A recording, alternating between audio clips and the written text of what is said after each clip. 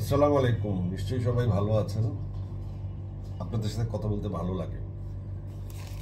এই কথাবার্তা শুনছেন মিস্টার কুকির সৌজন্যে। আজকে মিস্টার কুকি নিয়ে একটু কথা বলবো এই কারণে যে মিস্টার কুকি কিন্তু আমার স্পন্সর। আমি কথা বলি, টাকা পাই। তো কমেন্টস বক্সে অনেকে লেখেন যে আমার কি খাই দেয় কোনো কাজ নাই, খালি এগুলি কথাবার্তা বলি। এটি আমার কাজ, এটা দারুণ কাজ। হ্যাঁ, এই কাজটা আপনাদের শেখাবো আজকে। তো একটি রিপোর্ট আজকে আসছে আমাদের অনেক প্রিয় একজন জার্নালিস্ট দাউদ হোসেন রনি ভাই। উনি কালের কণ্ঠে একটা বড় ফিচার লিখছেন, ঠিক আছে? সো এই ফিচারটা আমি আপনাদেরকে একটু শোনাবো উনি কি বলতে চাচ্ছেন। উনি ফিচারে যাই লিখছে, ওনার ফিচারের লেখার সাথে আবার অনেকে পোস্ট দিছে, তাদের কথা জানাইছে যে দাউদ হোসেন রনি আসলে বুঝাইছে যে এই যে আমরা যারা কথা বলি পক্ষে বিপক্ষে, আমরা বিভিন্ন ইস্যু ক্রিয়েট করে কথা বলি, কখনো কারো পক্ষে বলি, কখনো বিপক্ষে বলি, কখনো আবার নিজের দর্শনের কথা বলি, মানে ফ্লো যেদিকে সেদিকেই কথা বলি। এগুলির কারণ হচ্ছে যত কথা তত টাকা। এটার আসলে উনি বুঝাতে চেয়েছে যে এটার মোহ হচ্ছে ডলারের মোহ। জাতীয় বিভিন্ন ইস্যু, সবিজ তারকা, গসিপ, ক্রিকেট, ধর্মীয় আবেগ ও ভাইরাল চরিত্রদের নিয়ে সাধারণ মানুষ সবসময় পক্ষে বিপক্ষে দাঁড়িয়ে যায়। ইস্যু বুঝে সংখ্যাগরিষ্ঠদের মতামতের পক্ষে কন্টেন্ট বানিয়ে অন্তর্জালে হাজির করতে পারলেই কেল্লা ফতে। অন্তর্জালের বাসিন্দারা এসবই মজে থাকেন। ফলাফল, কন্টেন্ট ক্রিয়েটরদের ব্যাংকে অ্যাকাউন্টে জমতে থাকে ডলারের পর ডলার। এবারের ঈদে যার সর্বোচ্চ প্রয়োগ দেখা গেল। ঈদে মুক্তি পাওয়া 5টি ছবি 3টিতেই হুমড়ি খেয়ে পড়ে দেখেছে দর্শক। তালিকায় প্রথম 2টি ছবির পক্ষ বিপক্ষে হাজার হাজার পোস্ট ও ভিডিও নির্মাণ হয়েছে। তোষামোদ আর নিন্দায় ভরপুর এই ভিডিওগুলোর সূত্র ধরে অন্তর্জালে প্রশংসা ও নিন্দার বাণিজ্যের কিছু সমীকরণ জানার চেষ্টা করব আমরা। তো উনি চেষ্টা করে উনি লিখছেন অনেক কথা, যে তারকার অন্ধভক্ত ও নিন্দুক বেশি, তাকে নিয়ে কন্টেন্ট করলে তত বেশি কাটতি। ক্রিকেটে যেমন আছে মাশরাফি বিন মুর্তজা, সাকিব আল হাসান, তামিম ইকবাল, লিটন দাস, সৌম্য সরকার, মিনহাজুল আবিদুন, নান্নু, নাজমুল হাসান পাপন। ধর্মীয় বক্তাদের মধ্যে আছে জাকির নায়ক, মিজানুর রহমান আজাহারি, রাজ্জাক বিন ইউসুফ, শায়ক আবদুল্লাহ, গিয়াসউদ্দিন তাহিরি। সবিজে আছেন শাকিব খান, পরিমণি, অপু বিশ্বাস, শবনম বুবলি, দেলোয়ার জাহান, ঝন্টু, অনন্ত জলিল, জায়েদ খান, নিপুণ, হিরো আলম। এদের সবারই আবার প্রতিপক্ষ আছে, যার প্রশংসা করতে হবে তার প্রতিপক্ষের নিন্দাও করতে হবে, তবেই জমে ওঠে বাণিজ্য। এই বাণিজ্যে সাধারণ ইউটিউবাররা বা ফেসবুকের সঙ্গে যোগ দিয়েছেন নির্মাতা মালেক আফসারি, অভিনেতা শাহরিয়ার নাজিম, জয়না লাভ লাভ লাভ লাভ অনেক কিছু। উনি লাস্টে বুঝাতে চাইছেন যে সাকিবিয়ান তামিমিয়ানদের মতো একসময় সবিজে ঢুকে পড়ে আসিফিয়ান, সাকিবিয়ান, নিশুইয়ান, যদিও আগে থেকে অন্তর্জালে আছে সালমান ভক্ত, শাবনূর ভক্ত, মৌসুমী ভক্তরা। রুচির দুর্ভিক্ষ বিতর্কের কথা মনে আছে নিশ্চয়ই। হঠাৎ করে হিরো আলমের অনেক নতুন ভক্ত তৈরি হলো এবং মামুনুর রশিদের মতো একজন সাংস্কৃতিক ব্যক্তিত্বকে নিয়ে তারা অশোভন কথা বলা শুরু করলো। কিছু বলতে গিয়েও বলতে পারলেন না সবিজের অনেক তারকা এই ভক্তদের রোশনালে পড়ার ভয়ে। পরে এক সেমিনারে নাট্যকার অভিনেতা বৃন্দাবন দাসের আবেগী কথা বলা শুনে সাহস এগিয়েছে অনেকে। গত রোজার ঈদে লিডার আমি বাংলাদেশে ছবির সমালোচনা লিখতে অপারগতা প্রকাশ করেছেন দুজন চলচ্চিত্র নির্মাতা। দুজনই বললেন প্রায় অভিন্ন কথা, ছবিটা দেখেছি, ভালো খারাপ দুই দিকে আছে, লিখলে তো আমাকে শুধু ভালোটাই লিখতে হবে, নইলে সাকিবিয়ানরা আমার পিছনে লাগবে, সামনে আমার ছবি আসবে, এই রিস্ক নিতে পারবো না। পরে ছবিটার সমালোচনা লিখেছেন ছটকু আহমেদ। এভাবে অনেক কথা উনি লেখে। প্রিয় তারকার স্বার্থই তাদের স্বার্থ, এমন ভক্ত পাওয়া যে কোনো তারকার জন্য আশীর্বাদ। নিজের খেয়ে বোনের মোষ তাড়ানো এই ভক্তরাই বাঁচিয়ে রাখেন তারকাদের, আর এই ভক্তদের ব্যবহার করেন কন্টেন্ট ক্রিয়েটর, এমনকি খোদ তারকারাও। কিছু কিছু পেজ আবার সরাসরি অর্থের বিনিময়ে বলে কয়ে পিআর এর দায়িত্ব নেয়। ওটিটি প্ল্যাটফর্মগুলো আপকামিং ছবি ও সিরিজের হাইপ তোলার দায়িত্ব ছেড়ে দেয় তাদের উপর, কারণ কোনো ধরনের সমালোচনা তারা চান না, চান কেবল প্রশংসা। ইদানিং কিছু চলচ্চিত্র মুক্তির আগে প্রযোজক পরিচালকরা মূলধারার মিডিয়াকে টপকে এই পেজগুলোর দ্বারস্থ হচ্ছেন। এভাবে পিআর করাটা দর্শনীয় তা নয়, এটা যে একটা বাণিজ্য সেটাই জানানোর উদ্দেশ্য। সুবিধা হলো এই পেজগুলো যে অর্থের বিনিময়ে পিআর করছে সেটা সাধারণ দর্শক জানে না। আমাদের প্রশংসাকাতর মনের খবর পেয়ে গেছে বিদেশিরাও। গান, নাটক, সিনেমা, ট্রেলার, টিজার রিয়াকশন দিতে প্রস্তুত এক ঝাঁক ভারতীয়, পাকিস্তানি, নেপালি, অস্ট্রেলিয়ান, জার্মান, এমনকি ফিলিপাইনের ইউটিউবাররাও। একদল বাংলাদেশি যেসব ভিডিও দেখতে মুখিয়ে থাকেন, মন্তব্যের ঘরে অনুরোধ করেন অমুক গানটার রিয়াকশন প্লিজ, গানটি হয়তো আরো 20 বার দেখা, তবু বিদেশির চোখ দিয়ে নতুন করে দেখেন। পাকিস্তানি একদল আছে, তারা রিয়াকশন দেয় বঙ্গবন্ধুর 7ই মার্চের ভাষণের উপর। বাংলাদেশ যে ভারতকে অর্থনীতিতে পিছিয়ে দিয়েছে এই সাফল্যের খবরও তারা প্রকাশ করে। ভিডিওর উপর কোলার ছবিতে তাদের হা মুখ। সবচেয়ে মজার বিষয়, আজহারি তাহেরির ওয়াজ শুনে কেঁদে বুক ভাসান ভারতীয় কয়েকজন নারী। ভিডিওর উপর লিখে দেন হিন্দু গার্ল রিয়াকশন। এসব ট্যাগলাইন বলে দেয় তারা আসলে বাঙালির প্রশংসা করে আয় করতে চান। আমরা কেন অন্যের প্রশংসা শুনতে চাই? এটা সাধারণ সম্ভাব্য কারণ হতে পারে। হেনরি কিসিঞ্জার বলেছেন, বাংলাদেশের জন্মলগ্নে তিনি এদেশকে তুলনা করেছিলেন তলাবিহীন ঝুড়ির সঙ্গে। সে অপবাদ হয়তো আমরা বিদেশির প্রশংসা দিয়েই ঘুচাতে চাই। উনি অনেক কথা লিখেছেন, তারপরে আবার উনি আরেকটি বিষয় এনেছেন, সেই বিষয়টিও আমি বলতে চাই আপনাদেরকে। যাই হোক, বলছি আমি। তার আগে আমি একটু বলতে চাই যে ওনার কথার মূল বিষয়টি আপনারা বুঝতে পেরেছেন। তো এই বিষয়টি হচ্ছে যে ইউটিউব এবং ফেসবুকে কথা বললে টাকা পাওয়া যায়, কন্টেন্ট বানালে টাকা পাওয়া যায়। একদম সত্য কথা। আপনারা কথা বললে টাকা আসে, মানে কি? এটা ডিজিটাল বাংলাদেশ এবং পৃথিবীব্যাপী ফেসবুক, ইউটিউব এখন একটি আয়ের মাধ্যম, শুধু না, একটি প্ল্যাটফর্ম। আপনি বলবেন, আপনার কথা যদি লোকে শুনে তাহলে আপনার কাছে টাকা আসবে। এখন প্রশ্ন হচ্ছে যে সবাই কথা বললে কি শুনে? বহু মানুষ ফেসবুকে ট্রাই করছে, মনিটাইজই হচ্ছে না। বহু মানুষ দিনের পর দিন ভিডিও দিয়ে যাচ্ছে, ভিডিও কেউ দেখছেই না। 10 ভিউ, 20 ভিউ, 30 ভিউ, 1000 ভিউ হতে জীবন চলে যাচ্ছে। চেষ্টা করে যাচ্ছে কিন্তু কোনোভাবে টাকা আসছে না। আবার কেউ কথা বললেই মিলিয়ন মিলিয়ন ভিউ হচ্ছে, সেই কথা কাউন্ট করা হচ্ছে, সেখান থেকে টাকা আসছে। তো আপনি বলেন আমাকে যে যদি আপনার এটি একটি আয়ের মাধ্যম হয় বা আপনার মিডিয়া যদি হয়, যেমন মনে করেন আপনি একটি রিপোর্ট লিখেছেন কালের কণ্ঠে। কালের কণ্ঠে কি বিজ্ঞাপন আসে না? বিজ্ঞাপন দাতারা কি টাকা দেয় না? আপনারা কি ভিডিও ক্লিপস করেন না? সব কিছুর সাথে বিজনেস খুবই কঠিনভাবে জড়িত। ব্যবসা না বুঝলে কিছুই হবে না।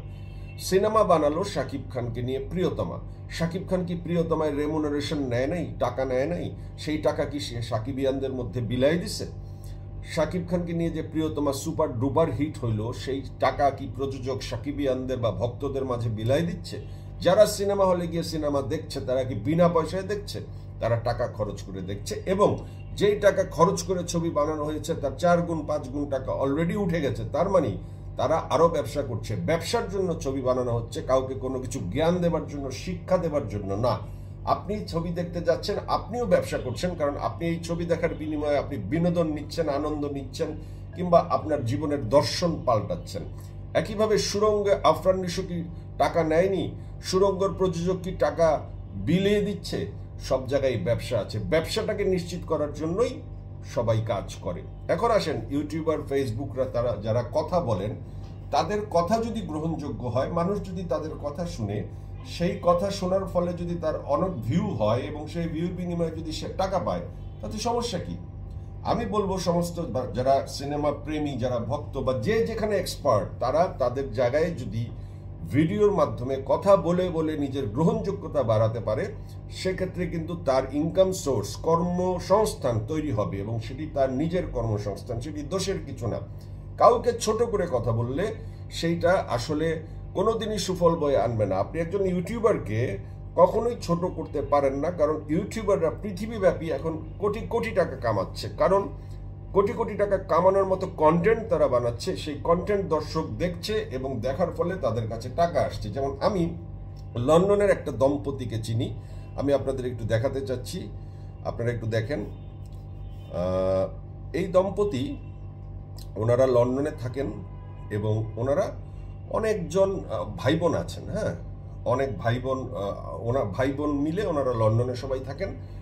বেশিরভাগ মানুষই ওনারা অন্য কোনো কাজ করেন না। ওনারা সকালবেলা যায়, বিশাল বাজার করে, বাজার করে সেটা রান্না করে ফ্যামিলি বন্ডিংস, তাদের বাড়ি ব্রাহ্মণবাড়িয়ায়, তারা সেই ফ্যামিলির সবাই একত্রিত হয়, বেড়াতে আসে, সেখানে রান্না বান্নাটা দেখানো হয়, একসাথে খেতে খেতে সংসারের নানান গল্প, এবং সাথে সাথে ব্রাহ্মণবাড়িয়া এলাকায় তারা বহু তরুণ সমাজকে মোটিভেট করে তাদেরকে অর্থ উপার্জনের পথ বের করে দিয়েছে এই ব্লগিং এবং ফেসবুকের মাধ্যমে। এই যে লাকি সুমন ব্লগস আপনারা দেখেন, ঠিক আছে? এই ভদ্র মহিলার অনেক ভিডিও আছে, আমি আপনাদেরকে দেখাই। তাদের সাথে আমার কথা হয়েছে, কিন্তু রান্না বান্নার ভিডিও বেশি দেয়, রান্না খাওয়া দাওয়া এই সমস্ত ভিডিও দেয়। তাদের মান্থলি রেভিনিউ আসে হলো, আমার সাথে আলাপ করেছে 70,000 পাউন্ড, মানে বাংলাদেশের টাকায় 80 লাখ 90 লক্ষ টাকা তারা ইনকাম করে। সো তারা আর কিছুই করে না।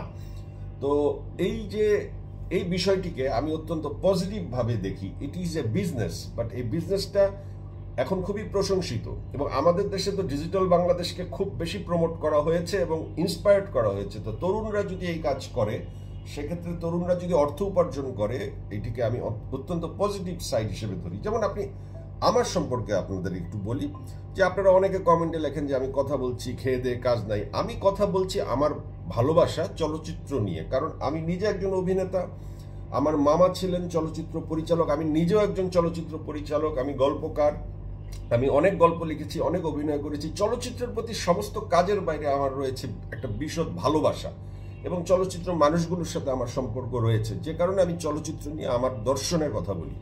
দর্শনের সাথে সাথে অবশ্যই মাঝে মাঝে বাণিজ্যের ব্যাপার আসে। আমার দর্শকের ফ্লো বুঝতে হয়, আমার দর্শকের পালস বুঝতে হয়, কারণ আমি কথা বলে যাব আমার ভিউ হবে না, তা তো হতে পারে না। সো আমার কথায় সেই কমার্স থাকে, আমি সেই কমার্সের ঊর্ধ্বে না। যাই হোক, আমার রেভিনিউ কি হয়, আমি কি ইনকাম করি, কেন কথা বলি, এই বিষয়গুলো আপনাদের আজকে আমি একটু খোলাখুলিভাবে জানাতে চাই। আমার ফেসবুক পেজ এবং আমার ইউটিউব চ্যানেল আছে শাহরিয়ার নাজিম জয় শো, যেখানে প্রায় আমার 8 লক্ষ সাবস্ক্রাইবার আছে। আমি অত্যন্ত ব্যস্ততার কারণে এই ফেসবুক এবং ইউটিউবে আগে বেশি সময় মাঝে দেই নাই, আমি শুরু করার পর থামিয়ে রেখেছিলাম, কিন্তু এখন আমি আবার রেগুলার কাজ করছি। সো এটাতে হয় কি, যে ধরেন আমি কি আয় করলাম, আমি আপনাদেরকে একটু দেখাই যে আমার আয় ফেসবুক থেকে কত আসে। আমার ফেসবুক থেকে মান্থলি এই মাসে আমার এসেছে 5.9K, $5,900, $6 লক্ষ টাকার উপরে। এবার আমার ইউটিউব থেকে এসেছে 3,000-এর উপরে ডলার, ঠিক আছে? এবং আমি আপনাকে দেখাইলাম মিস্টার কুকি, আমি সেটা স্পন্সর নিয়েছি, আমার সেখান থেকে টাকা আসে, আমার আরও স্পন্সর যুক্ত হবে। তো বিশেষ করে আমি যদি 10 লাখ টাকার উপরে এখান থেকে ইনকাম করি, তা আপনাদের সমস্যাটা কি, বা এটাকে আপনারা ছোট চোখে দেখবেন কিভাবে? এটা তো খারাপ করে দেখার কিছু নাই। আর আমার অন্য কাজ আমি তো করি, আমি অন্য অভিনয় করি, মাঝে মাঝে আমি ছবি বানানোর প্ল্যান করি, আমার অন্যান্য আরও কাজ করার সুযোগ সুবিধা আছে।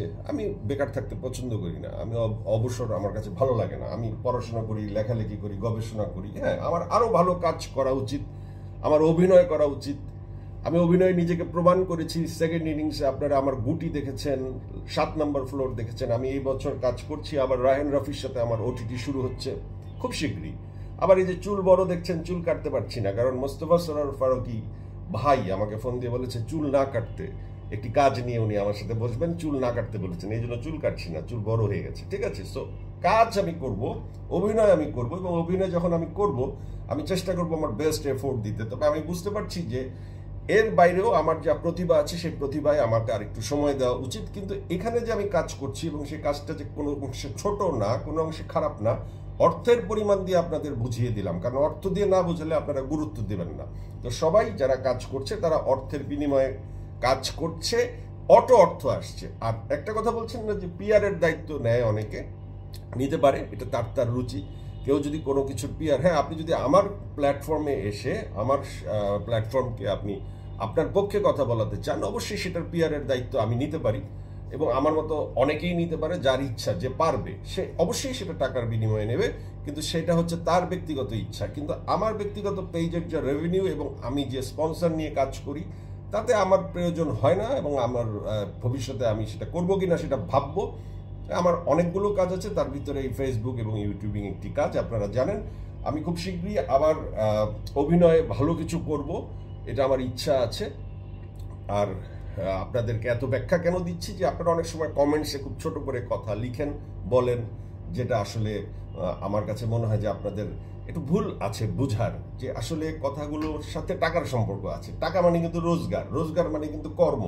তো আপনি আমার কথা শুনছেন, আমি বুদ্ধি খাটিয়ে কথা বলছি, বুদ্ধি খাটিয়ে আপনাদের সাথে আমার মতামত দর্শন দিচ্ছি, আপনারা পছন্দ করছেন, ভালো লাগছে, সেখানে রং কিছু নাই। যাই হোক, আরেকটি বিষয়, এখন একটু অল্প সময় তো এই জন্য একটু আমি করতে চাই। আজকে একটি দেখলাম যে মাহফুজ আহমেদ ভাইয়ের একটি ইন্টারভিউ, যেখানে মাহফুজ আহমেদ ভাই প্রথম আলোতে ইন্টারভিউটা দিয়েছেন, এবং এই ইন্টারভিউর একটি অংশে তিনি বলেছেন যে কারণে হুমায়ুন আহমেদের সঙ্গে কাজ করা বন্ধ করেন মাহফুজ।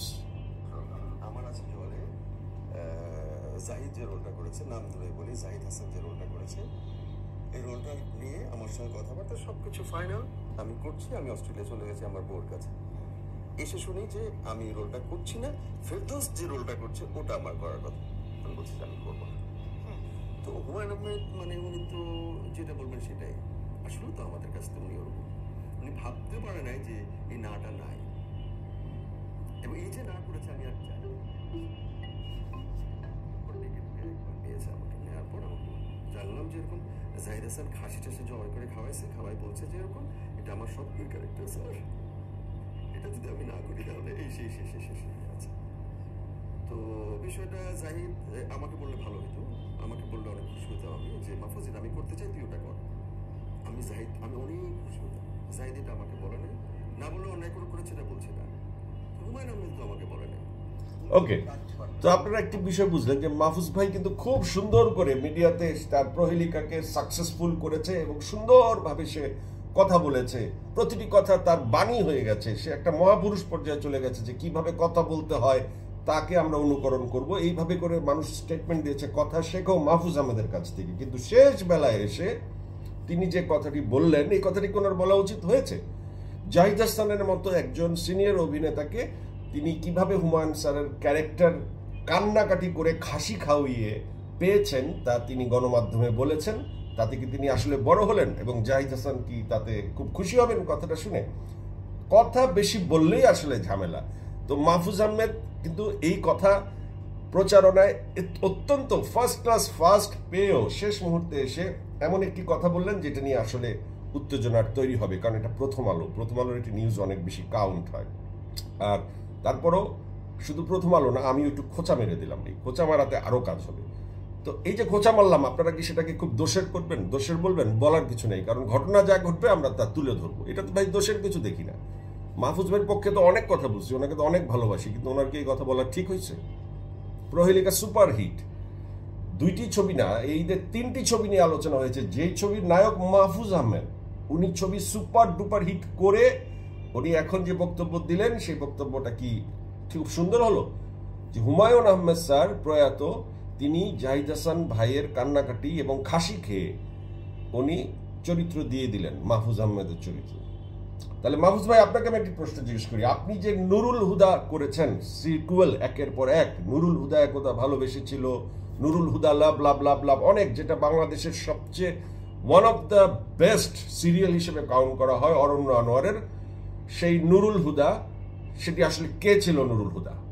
এই নুরুল হুদা ছিলাম আমি স্ক্রিপ্ট নিয়ে, আমি সেই নুরুল হুদা করবার জন্য ইন্দোনেশিয়ায় আমার বোনের বাড়িতে স্ক্রিপ্ট নিয়ে রিহার্সাল করতে, নিজেকে আইসোলেটেড করার জন্য আমি গিয়েছিলাম। এসে দেখি আপনি কাস্টিং হয়ে গেছেন নুরুল হুদায়। বাকি ঘটনা বললাম না, আপনি জানেন। বললে তো ভাই অনেক কথাই বলা যায়, কিন্তু বলবো না ভাই, সব কথা বলবো না, একটু খোঁচা মেরে দিলাম। তো খোঁচা মেরে দিলাম। আপনারা নুরুল হুদার ঘটনাটা আপনারা প্রমাণ চান? প্রমাণ চাইলে আমি অরণ্য আনোয়ারকে ফোন করতে পারি, যে ডাইরেক্টর, তাকে আমি জিজ্ঞেস করতে পারি আপনাদের সামনে, আপনারা দেখেন যে নুরুল হুদা কে ছিল। আপনারা শুনেন। প্রহেলিকা সুপারহিট হওয়াতে মাহফুজ ভাই, আপনার যদি মানে আপনি যদি সেই সুপারহিট হজম না করতে পারেন, তাহলে দিন শেষে এটা আসলে খুব দুঃখজনক হয়। আপনার ছবি সুপারহিট, আপনাকে অনেকবার কংগ্রেচুলেশনস আমরা জানাইছি, কিন্তু আপনার তো সেটা হজম করা দরকার ছিল। আপনি জাহিদ ভাইকে এভাবে খোঁচা দিলেন কেন ভাই? যাক, এটা একটা বিষয়। আরেকটি বিষয় হচ্ছে যে এখন দেখা যায় যে নিশো অনেক কথা বলছে, অনেক অনেক অনেক কথা বলছে। এক সেকেন্ড, আনোয়ার ভাই, অরণ্য আনোয়ার ভাই,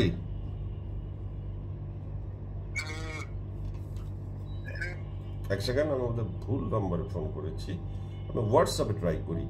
আমি বলতে চাচ্ছিলাম যে নিশো এখন অনেক কথা বলছে, এই কথা কেন এত কথা বলছে শেষ সময় এসে, এখন তো ছবির রেজাল্ট সব বেরিয়ে গেছে, সো এখন এত কথা না বললেও হয়।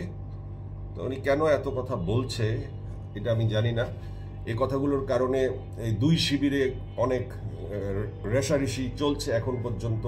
তো এটার আমার কাছে মনে হয় যে নিশো মজা পেয়ে গেছে, এই সোশ্যাল মিডিয়ার মজা। রাফি তো পাইছেই, রাফি তো আলোচনা ছাড়ছেই না রাফিকে, রাফি পাইছে, নিশোও পেয়ে গেছে, যে কারণে নিশো অনেক কথা বলতেছে।